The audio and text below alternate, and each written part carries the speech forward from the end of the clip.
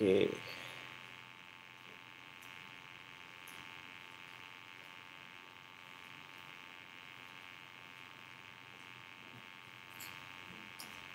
All right. Shall we get started?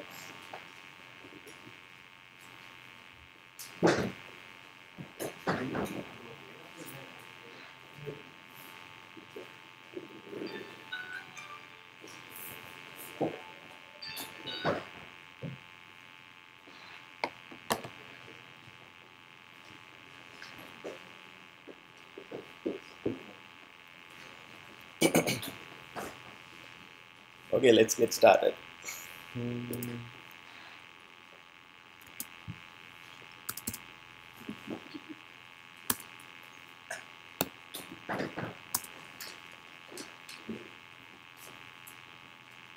My name is Johan, you all know. So,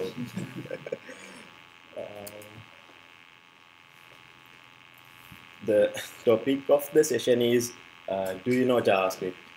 So, do you all know JavaScript? I myself don't know JavaScript, so it doesn't matter. Why JavaScript? Can anybody answer why? Do we actually need JavaScript? Is it a shit language which you should ignore? Something which you should learn? What do you think? Let's make it an interactive session so you guys can talk. Isuru.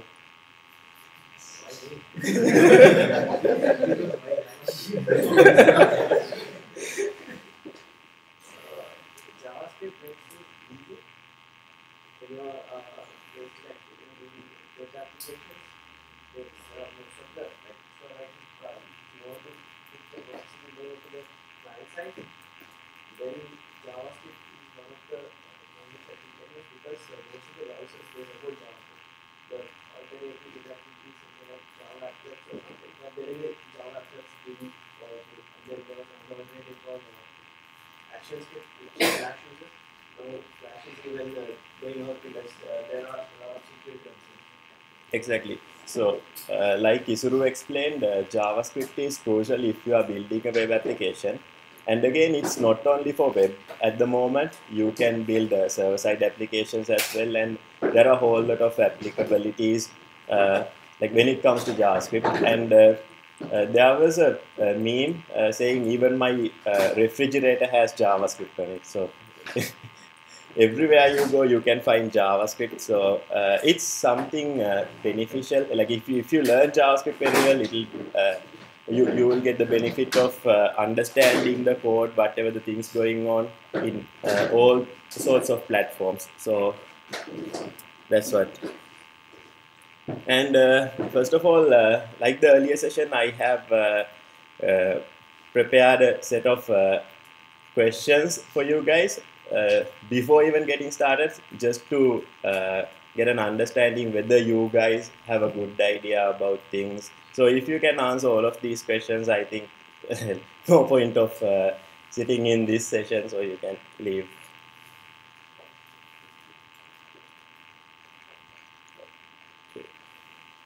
All right, so here I have put two functions, code snippets, and these two functions, what they does is they are simply returning an object literal, right? And it has a property called bar, which has a string literal saying hello. So what do you think is the output of this first one and second one? Are there any differences in these two, or do you think it's the same? This is a really simple thing when it comes to JavaScript that you have to understand.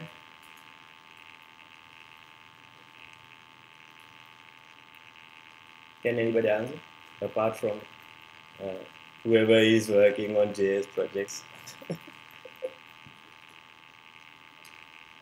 Anybody? Have you ever tried something like this? Try to do something like this? Okay, so the main thing here is now if you take a look at these two functions, first function, same thing, right? It's exactly same thing. But the only difference is if you can see this curly brace in the second function, it is not directly aligned with the return, it has a new line. So this particular object literal is below the return statement. So what happens is now when you execute this particular function, two functions, first function will, if you call the first function, you will get object literal, but when you execute the second function, you will get undefined. So the reason is JavaScript is really nice, and it has a whole lot of predicting and analyzing and putting all the syntax for you thing going on. So what the JavaScript engine does is whenever it sees this code snippet, it will try to interpret all these lines, right? So first of all, it will see, okay, there is a function, and function has a return statement, and afterwards it has this object literal and it has a semicolon, so this is fine. But in this case, if, when it tries to interpret this, it will see, okay, first of all, the function starts and the return statement is there. So what JavaScript does is it has this it has this feature where whenever you miss a semicolon, it adds a semicolon for you. So what happens within the JS engine is it will add a semicolon over here after return, and afterwards you have this object literal. So ideally when you execute it, you will get undefined instead of this particular object. So are you guys clear on that? You guys believe me? Oh. Okay, yeah. Not actually. So it identifies the. Oh, you mean this? So function declaration, the syntax parser. In any language, you have a syntax parser, right? So in that syntax parser, they have defined where to add semicolons and where not to add semicolons. In this case, it can't predict, right? So predictive things, it simply ignores, but you can go up to a certain extent where you can predict things and you can't predict things at a certain point. So this is something like that, and there are a whole lot of scenarios and places where this will break. So don't depend on the JavaScript engine. Always go with whatever the correct syntax. So that is what I wanted to highlight here.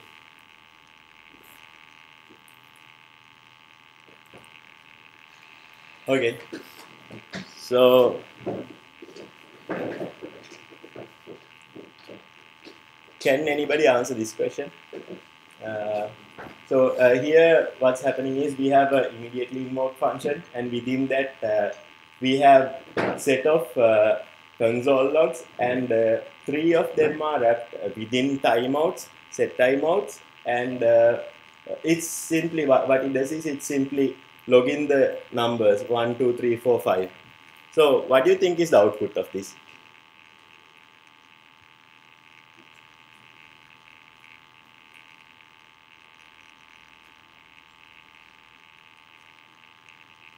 You guys can guess, right? It's okay to get it wrong. Anybody?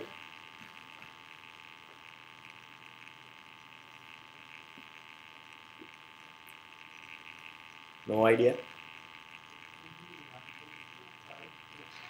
1, 3, 4, 5, 2. Okay, so why do you think it's in that pattern, in that order?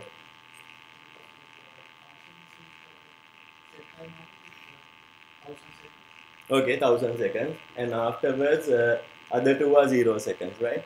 0. So uh, now, when you have a set timeout, first of all, before even going there, set timeout, is it something which is available in JavaScript specification, or is it something which you are getting outside of JavaScript? Okay, outside. If it is outside, where do you get it?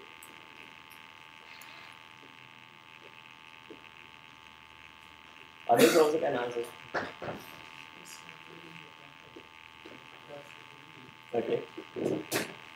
Yeah. So, okay. So this is one of the web APIs. In the browser, you are getting set timeout. So browser has exposed this particular API where you can pass whatever the set of instruction within the function, and you can set a timeout value, and it will show the result. So I will show you the output.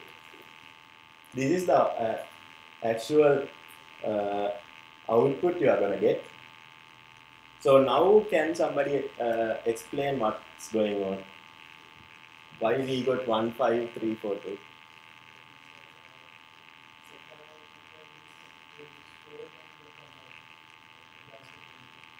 Okay, so what others think? We all agree with it? Asynchronous. So do we have threads in JavaScript? Okay, so it's a single threaded language, right? So how asynchronous behaviors in JavaScript? Like you said, it's asynchronous. It does not do the message queue. So first, the function that console of 1 and console of 5 executed. Then after it take whatever thing from the message queue and execute. Okay, so what do you call this message queue, and the way JavaScript handles all these instructions, because it's a single-threaded application, a single-threaded language? Event loop. Okay, yeah. So JavaScript is a single-threaded language, and what we can do in JavaScript is, like, whatever the things we have in JavaScript is executed in a single main thread. We don't have multiple threads unless if you use something like web workers, which is exposed via browser APIs. But then again, execution-wise, whatever the things happen in JavaScript context, in the language itself, is executed in a single thread, and there are no race conditions in JavaScript. Okay, so in that case, like you explained, there is something called event loop, and we manage, like JS manage everything, whatever the instructions which is available in this particular queue. So I will show you a little demo just to give you a high level idea. I won't be covering all the details of how event loop works within this session. I just want to give you guys a basic idea of what is going on, and there is a separate session for event loop. Okay, so this is one of the demos which I found, and this is from one of the YouTube videos which is really famous. What the heck is event loop? You guys can search it on YouTube, and that guy has created this particular example. So here what's going on is we have a simple button over here, and we have a click event bound to it, and it has a set timeout, and within it, it has a timer of 2000 milliseconds to it, and it's logging. You click the button, and afterwards directly under that we have another console log and another timeout with 5000 milliseconds and another log. So we'll run it and see what's going on. So this is what's going on underneath the browser, under the hood. This is what's happening. So there are web APIs. Web APIs are somewhat like set timeout, set interval, whatever the things which browser provides. Kind of like if you want to send HTTP request, we have XHR or fetch or something like that. So likewise, whatever the things which are exposed via browser, which is not available in JSPEC, comes under web APIs. And the call stack is the place where execution happens. So earlier I mentioned that whatever the things which happens in JavaScript runs in a single thread. So in that case, we have only one thread, and that thread is kind of like a stack where you put all these instructions, and whatever the instruction you put in, it gets executed and popped out. And we have a callback queue. Basically, what happens here is whenever there is a web API call, it all gets stacked over here, and one by one, all of these queued ones will get added to the callback queue, and those will be picked up and put into the call stack whenever JS execution main thread gets a free time. So if we run this particular sample,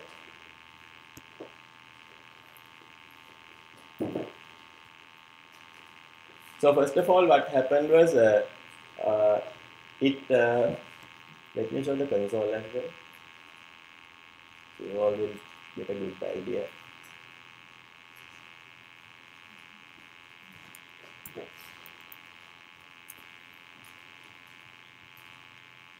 Okay, I'll rerun it. So it says hi first one, and afterwards welcome to loop, and this one didn't come up yet, and afterwards now click the button came up. So here it explained what happened underneath. I will rerun it again.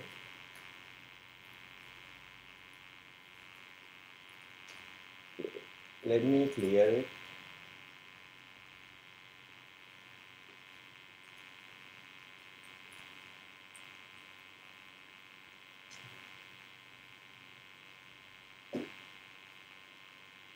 Okay, so first when you run it, it identifies this line of code and it executes it, and within it, it's a click event, so nothing happens, and afterwards it finds the console log and it logs it, and afterwards it finds the set timeout and timer, so it does whatever the things which it says within the time. So when we hit the set timeout, you saw that only something, this particular DOM binding is something exposed from web APIs, and timeout is one of the web APIs thing. So it got into the web APIs, and this main thread got free, and it moved it to the queue, and again from the queue, it when time permits, it got into the stack and got executed. So whatever the things which are available in stack only gets executed. So if I keep on clicking this button, what happens is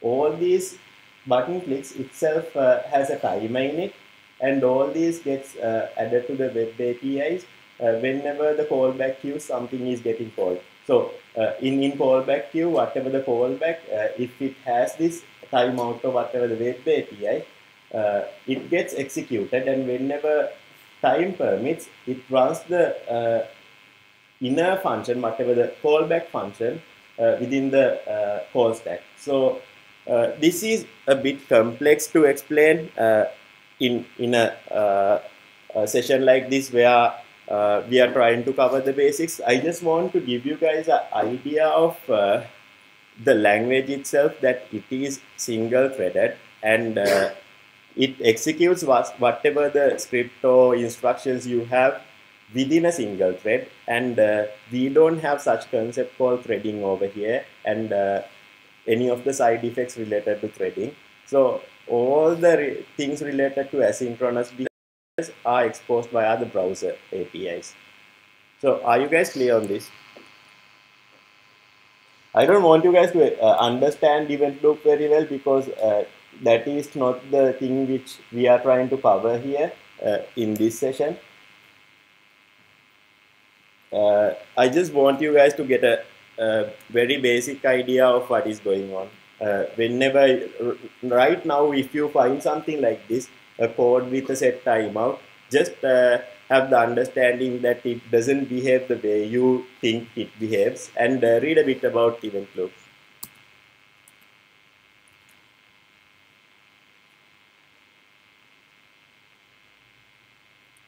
Okay, so can anybody answer this question?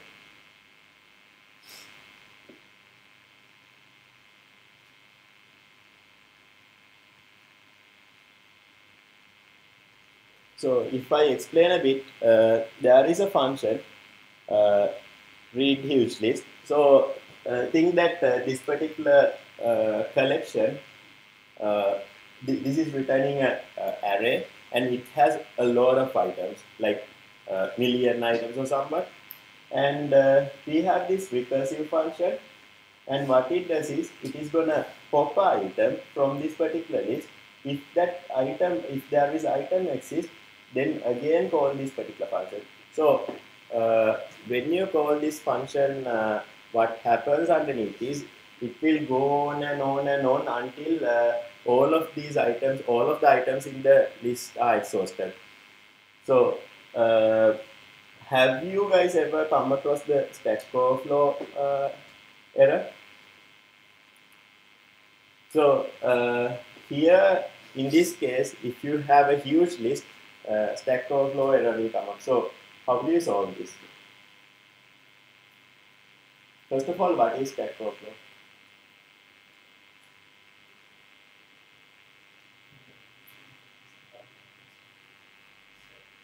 Yeah. Okay. So Stack itself has a constant size. In the earlier example, I explained that whatever the execution happen within whatever the code you have will get added to the